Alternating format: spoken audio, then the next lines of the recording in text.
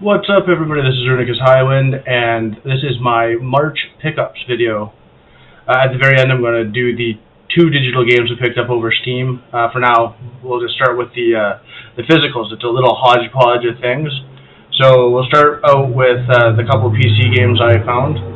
This is an odd one. This is just a shareware disc, but I had this growing up as a kid, and I played the heck out of all the games on this. Came with my very first family computer, and I found it sealed with the Radio Shack sticker still on it, and that is 250 Best Arcade Games by Expert Software. I have the disc loose somewhere, I'm just not sure where. It's been a long time since I've seen it. I was ecstatic. I found it for like $1.25 sealed with the Radio Shack sticker, so I'm like, oh, I'll pick that up. Another Expert Software pickup, Perfect Chessmate. I haven't played this one, but I mean, it's chess, so hopefully it's just good chess. It was $1.50 or $1.25, one of the two. I like picking up the old games. I also picked up Turbo Shogun 2, the limited edition. I already have this on Steam, but you know, I can't say no to a physical edition, and eventually I'm going to go try the key out on Steam and see if it gives me the limited edition stuff.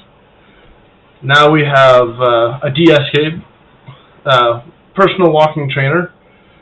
Didn't have the pedometer, but I'm sure I can find that eventually. I just picked it up because it was cheap, and it was the only thing at Value Village that really was, you know, unique and not overly priced. I just picked this one up not too long ago. Worms Open Warfare for the PSP. I've had the second game for the longest time. I've been playing Worms since Worms 2, and it's just been one of my favorite series. I've always wanted to get this one. I always wanted to grab it and play it. Now I have it. I think it was like $3.99 at my local retro store. And it's all there, the UMD and the manual. They're actually really good at keeping these together. Next up, we will go with Nintendo Switch because there's not much there. I got Rune Factory 5, just the standard edition. I've actually really gotten into this. I've enjoyed it so far. I have 1, 2, 3, and 4 for the DS and the 3DS. I don't have 4 for the Switch. But this is the first one I actually sat there and really actually played and really enjoyed.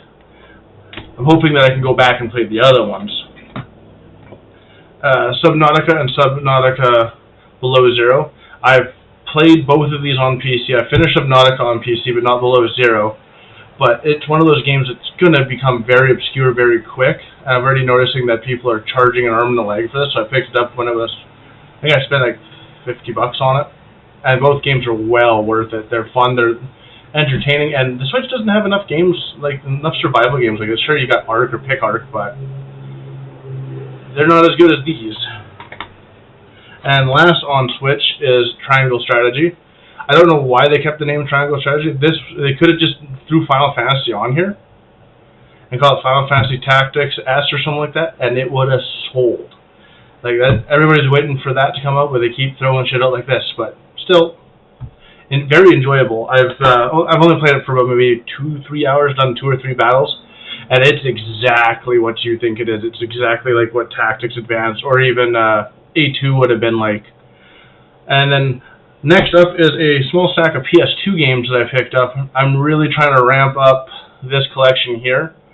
I'm hoping to at least, you know, get somewhere in my lifetime by completing it. Some of the games are royally expensive, but I have a lot of the expensive ones from when I was a kid. And now we're going to start with these. I got Blowout. I've never heard of it. Never played it. I think this is Jet X2O. I've never played it, but then again, it wasn't in my wheelhouse when I got my PS2. That was an RPG player back then. Mojo. This looks like it's a rhythm game of some sorts. It's a puzzler too.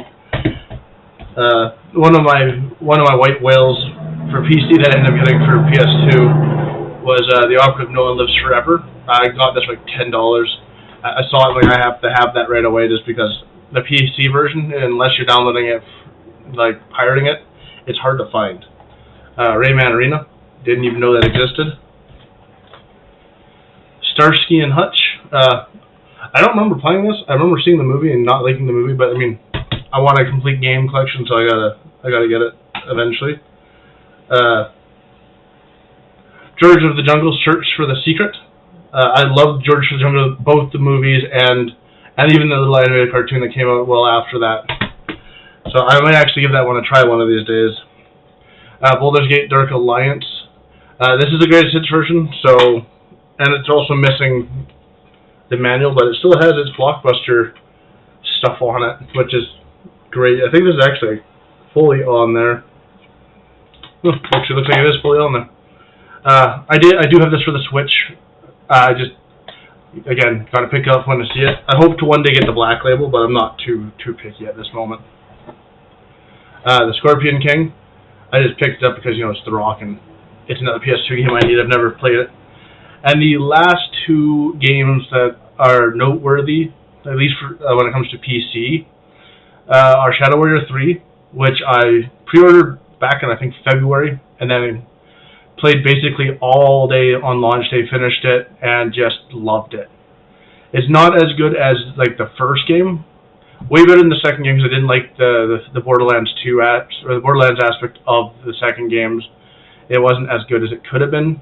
And 3 was just straight up action and comedy, just a lot of ha-has here and there and a lot of just good killing. And then also picked up Nier Replicant, which I didn't know why it was called Replicant until I started playing it and realizing, oh, I have played the 360 version of this game. Now I kind of understand.